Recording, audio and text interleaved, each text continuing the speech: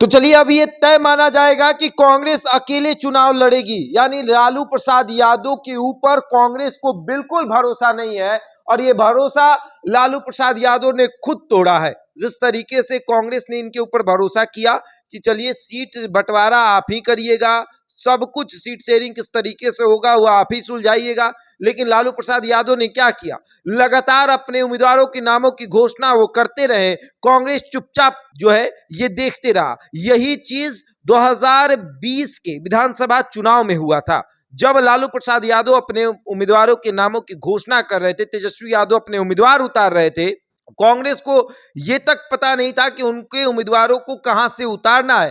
अंत समय में कांग्रेस को बताया गया कि आपके उम्मीदवार यहां से उतरेंगे, जिसकी वजह से कांग्रेस जो है वो 19 पर आ गया और कांग्रेस को इस बात का अभी तक एहसास नहीं हुआ है।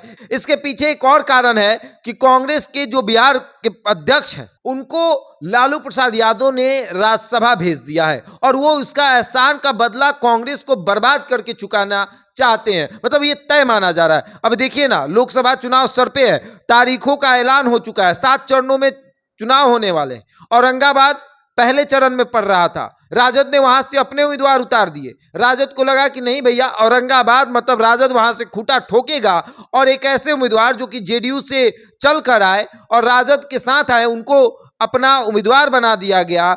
अभय कुशवाहा को कोई समीकरण में फिट नहीं बैठ रहे थे, फिर भी औरंगाबाद से उनको उम्मीदवार बनाया गया और वहां के 2019 के उम्मीदवार निखिल कुमार जो हैं लगातार इस बात को कहते रहे कि लालू प्रसाद यादव धोखा दे रहे हैं, लेकिन बिहार कांग्रेस के प्रदेश अध्यक्ष अखिलेश सिंह मानने को तैयार नहीं है। वहीं दूसरी तरफ मुंगेर लोकसभा सीट 2019 में वहां से नीलम देवी कांग्रेस की टिकट पर चुनाव लड़ी थी, लेकिन फिर भी लालू प्रसाद यादव ने वहां से अशोक महतो की पत्नी अनीता देवी को उम्मीदवार बना दिया। चलिए ठीक है, आप मजबूत चुन रहे हैं, तो यह भी तो हो सकता था कि आप कांग्रेस को कहते कि इस सीट से इनको उम्मीदवार बनाइए, क्योंकि कांग्रेस ने तो यहां तक मान लिया था कि पहलवान आप ही चुनेंगे, लेकिन फिर भी लालू प्रसाद यादव ने अपने उम्मीदवार उतारने में पीछे नहीं हटे। और अब देखिए लालू प्रसाद यादव ने क्या किया, तेजस्वी यादव और ये बाप बेटे मिलकर कांग्रेस को फिर से बेवकूफ बना गए और पूर्णिया लोकसभा सीट से, जहां से पप्पू यादव चुनाव लड़ना चाहते हैं, उन्होंने अपनी पार्टी का विलय तक कर लिया, अपनी पार्टी बर्बाद कर दी।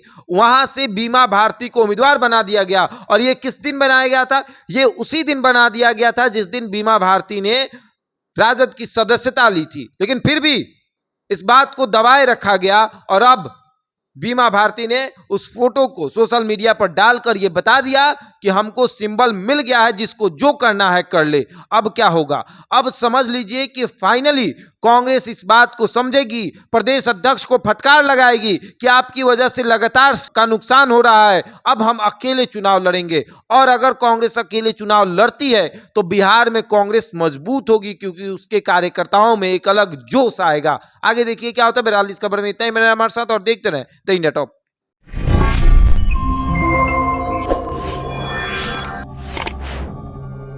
Yeah.